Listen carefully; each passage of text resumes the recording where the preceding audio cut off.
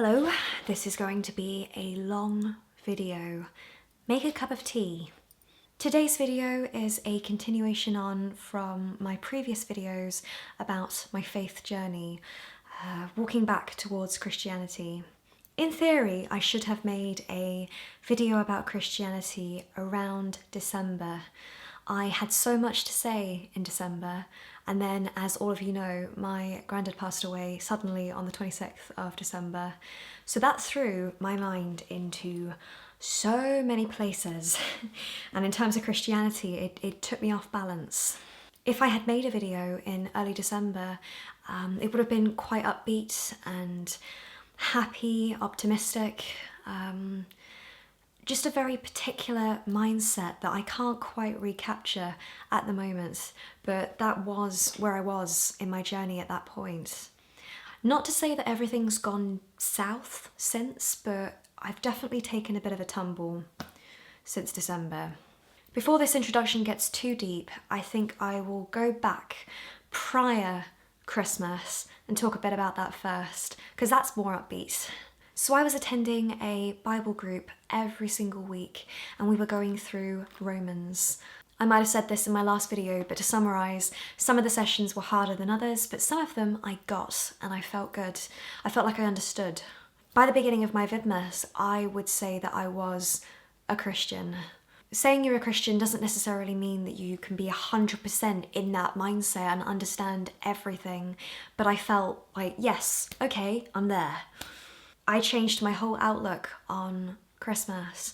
For those of you who know me and my history, I have a long-standing difficulty with the Christmas period. As I'm getting older, I'm finding it increasingly difficult to connect and cope with Christmas. For many of us, Christmas is actually the worst time of the year. Not just because of anniversaries of bad things that happened to me in my past, but mental health. I find that I slip every year. It's my birthday in December, and I am one of those people that doesn't like birthdays. It pulls me down, it makes me panic. I don't feel good about myself. Some people feel the opposite. They feel happy with themselves and proud, and no, that's not me. And whilst in the last 2-3 years or so, I have gone from hating Christmas to blocking Christmas out, this Christmas I did the opposite. I welcomed it. Time to put up Christmas decorations. Those are mine. Hang on. I thought you hated Christmas. Shut up. Well, I say welcomed. I welcomed some of it. To be fair, I'm still not completely on board with the commercialised side of Christmas, but I'm not getting onto that. The idea of Father Christmas is sweet and all, but I'm not a fan. Anyway, my whole family noticed I was different. I was upbeat. I was not blaring Christmas carols, but I was blaring traditional Christmas music. I can't think of the name right now, but I listened to this a couple of times over the Christmas period. And I was happier. I took my dad to Christmas Mass, midnight Mass, and it wasn't quite what I expected. The atmosphere was different to the normal Sunday services. But yeah, we went, for the first time in over a decade as well. I guess December, for the most part, was an uplifting month. The whole of December I was energetic. I was getting closer to the move. Originally I was supposed to move the second week of January. That didn't happen, but I had something to work towards. I had a church family. Family at home was okay. I mean, my granddad was declining rapidly, but we were okay. Another thing I was doing up to Christmas was Christianity Explored, and I loved that. Christianity Explored is a course, but it's run differently by different people. So the course that I was on, we watched a DVD every week and had massive discussions. We answered the questions together.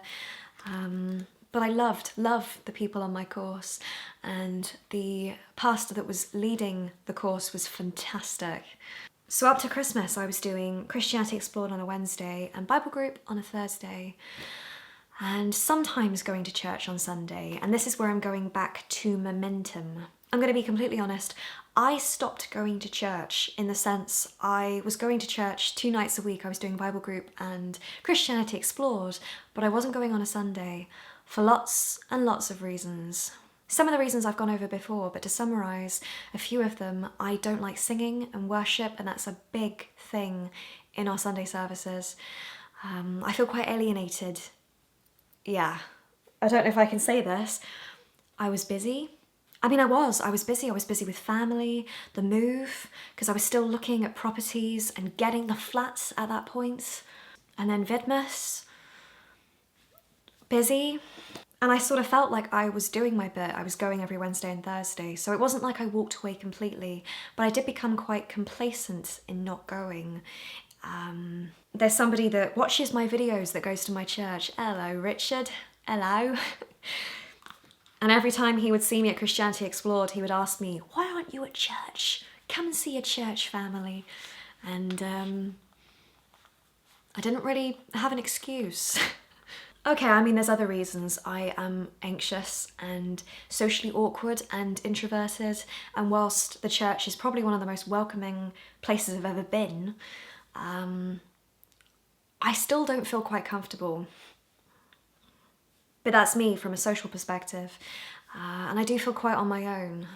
And I kind of didn't mind not going either, and I still don't. I'm skipping forward a couple of months, but 4 months on, I have moved to a different place, and in theory, I should be looking for a new church, and I'm not. I'm listening to the sermons, and I am travelling a long way to go to Bible group and staying with my parents, and then coming back the next morning. I guess I shouldn't be happy with that, but I am. I will be jumping a bit all over the place. I'm covering about 5 months in this vlog, but in January I did try going back to church and it didn't work. In my first faith video last year, I said that when I walked back into the church in 2016, I found it difficult. It made me angry and frustrated to the point of not wanting to go back. And that's kind of how I felt when I went back in January. Not as intensive. I don't even remember what the service was about. I just felt really against what was being said. I found the sermon difficult to understand. I just didn't connect at all. And at the end of the service, I talked to a couple of my friends and they said, yeah, it was a bit hard, that service. We'll talk about it on Thursday. So that made me feel better. I think it is one thing you need to take into account, that if you do go to a church, you need to go a couple of times to get an understanding of what they're talking about, where they are in the Bible, what verses, what chapters they're talking about. Don't judge your church experience based on the first time you go, because it's different every time. I feel like I'm coming across miserable. I'm cold. I'm frozen right now, so that's not helping. That's making me shake a bit. No heating. But it is funny this, it's sort of taking me to a mental place I've not been for a bit. Going back to Bible group, the last 3 months or so have been quite strange, in the sense the people are lovely, fantastic, but it's not been the same formula as before Christmas. So we're not following the sermons in the church. And then because various things have happened in the last 3 months, we've not been seeing each other every week. Like the snow. We did something different as well. We did a prayer evening. And as I've told you before, I struggle with praying. I did go and I did try and pray and engage, but I'm not quite there yet. We'll go back to that eventually, but for the time being, I'm struggling a bit. I sort of expected us to just be a Bible group, when in fact, no, we're friends outside of Bible group as well, which is a good thing. So 2 of the girls from Bible group church, they held a birthday party for me, which I've yet to vlog about. But it meant the world to me that they did that. And then about a month ago, we had a social evening. All the girls got together for a meal, and that was awesome. And they really are wonderful people. But there's one person in particular who I find inspiring from a Christian perspective. She is stunning, and I think some people would describe it as just emulating faith. Now, I want to change topic entirely and talk about some concerns and criticisms I've had from talking about my faith here on my channel. Faith is such a personal thing that I don't think anyone has the right to judge another person's faith. I mean, we shouldn't be judging in the first place.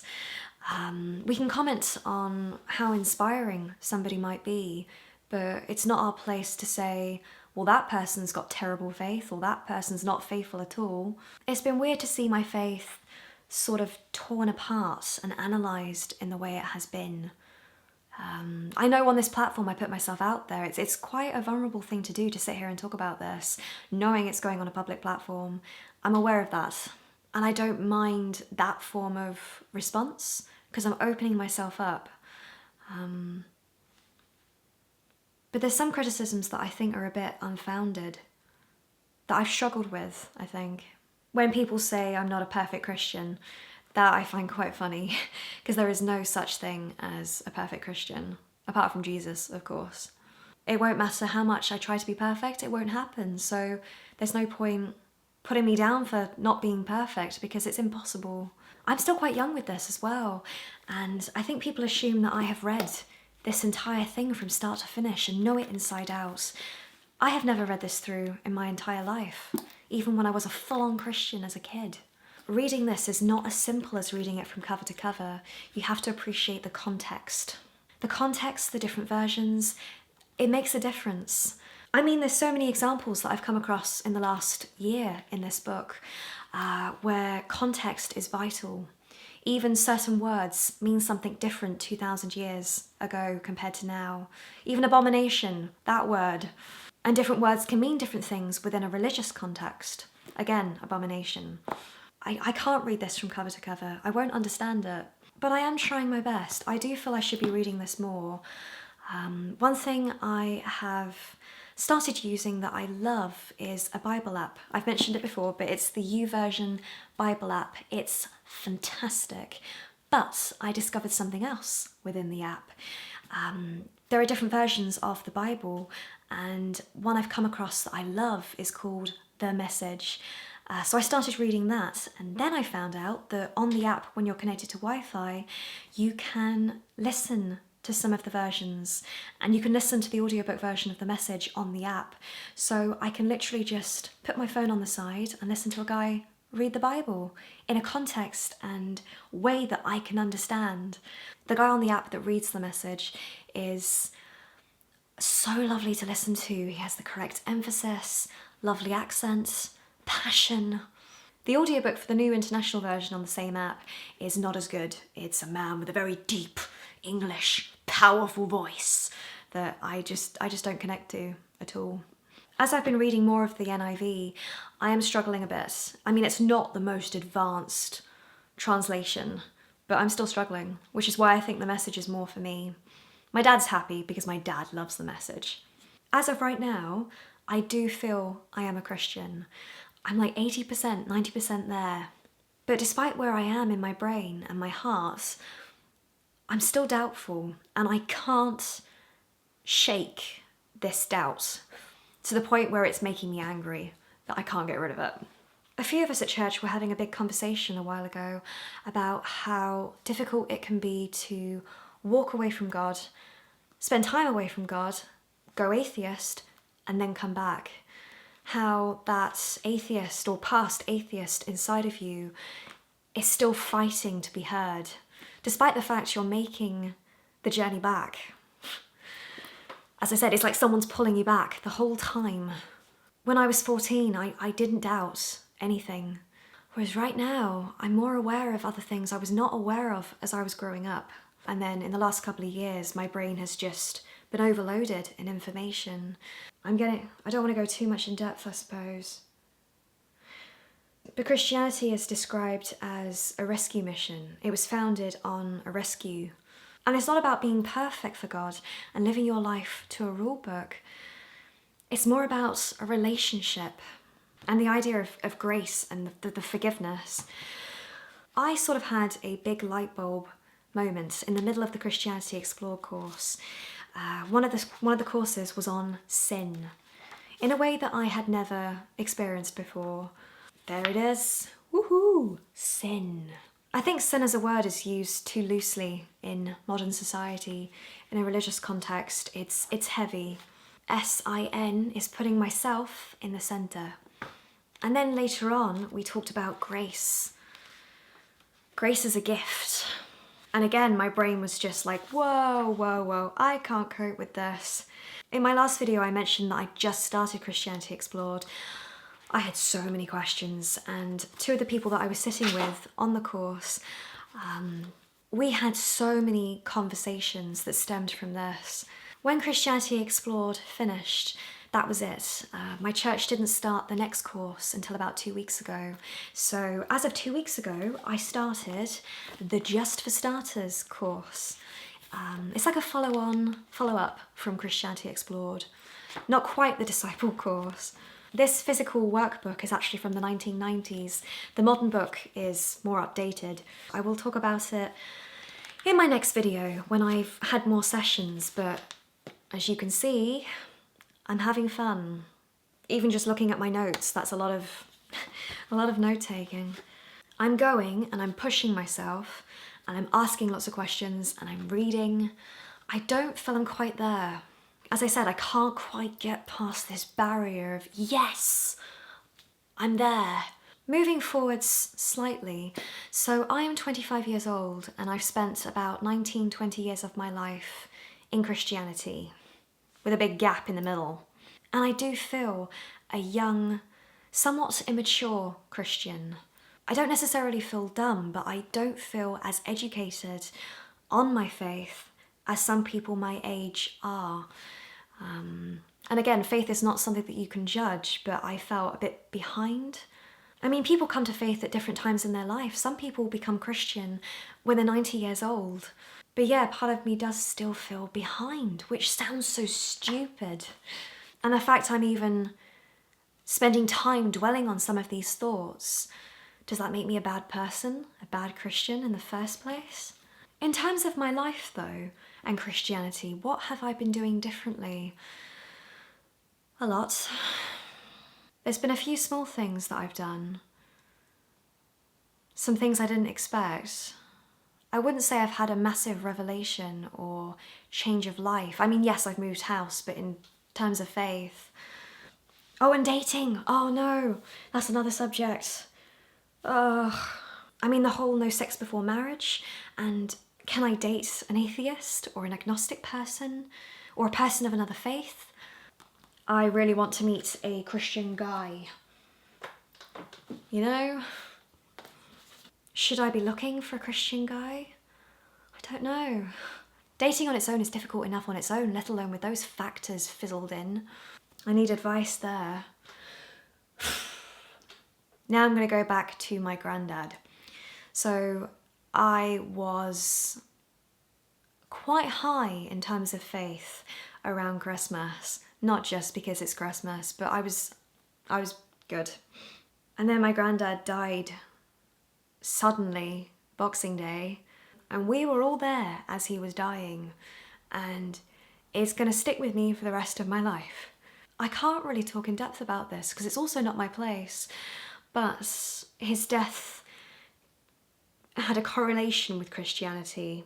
For most of his life, he was not a Christian. He was one of those people that was more of a good deeds man. He was kind, he was hardworking, and he felt that was enough. So then the panic of, oh gosh, did he believe, did he not? The whole of that set in. So in a way, if I was thinking like that, surely that means I'm Christian because I'm thinking about that. Whereas if he'd died 2 years before, I wouldn't have even been in that mindset. And again, the funeral and the whole grieving process.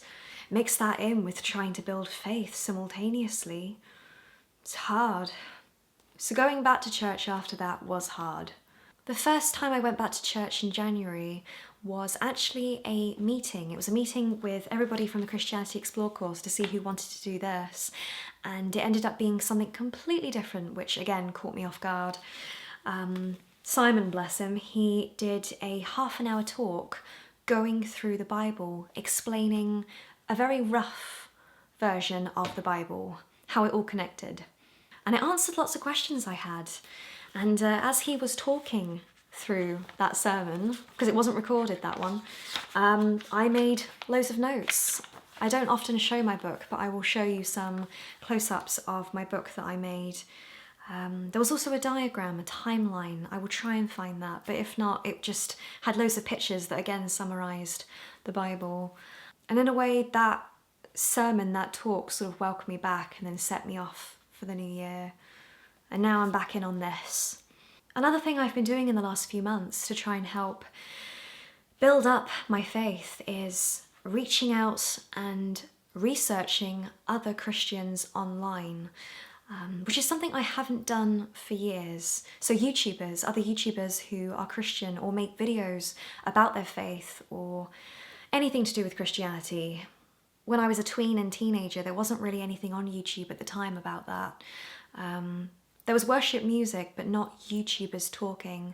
I know I did a couple of vlogs here and there and mentioned things, but not quite like this, like what I'm doing right now. And I found that reassuring. It's raised more questions because there's different Christians as well. That's something I did not appreciate growing up. I thought evangelical was just, that was it. Which sounds stupid, but that's all I knew. Now we have the internet. So whilst I've been to an evangelical church, and evangelical can mean things in different parts of the world, I don't know if I would call myself an evangelical Christian. I'm just saying Christian for the time being now. But it's given me more perspective, made me feel less alone, answered some questions, and overall it's helping me. I also find it fascinating how we're not all on the same wavelength and have different opinions, even on what we're wearing or the makeup we wear. But even me, I know I have different opinions to other people that are also Christian. I'm taking this out of context, but there's a quote I absolutely love, and it's from Robin Hood, Prince of Thieves. Allah loves wondrous variety.